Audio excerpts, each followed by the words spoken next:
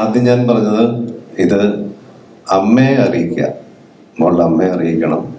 അതിനുവേണ്ടി ചെന്നൈയിൽ പോയാലും കുഴപ്പമില്ല, ഉർവശിയോട് പോയി ഈ കാര്യം പറയണം. അവരുടെ അനുഗ്രഹമാണ് ആദ്യം മേടിക്കേണ്ടത്. കാരണം ഒരു ദക്ഷിണേന്ത്യ കണ്ട ഏറ്റവും വലിയ വെർസറ്റാലിറ്റി ഉള്ളൊരു ആക്ട്രസ്സാണ്. അങ്ങനെ ഒരാളുടെ മകളാണ്. ഇപ്പോൾ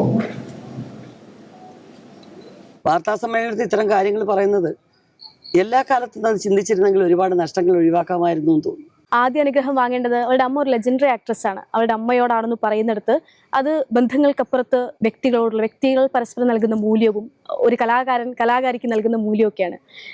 അതിനെങ്ങനെയാണ് കാണുന്നത്?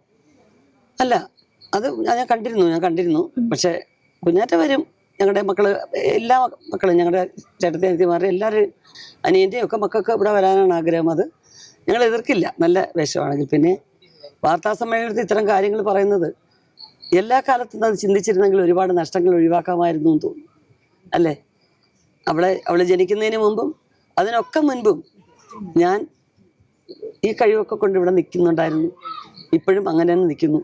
പക്ഷെ അങ്ങനെയൊന്നും സംഭവിച്ചില്ലായിരുന്നെങ്കിൽ ഇന്ന് ഇത്രയും വലിയ എന്താ പറയുന്നത്. നമസ്കാരം, എല്ലാവർക്കും ഓണാശംസ.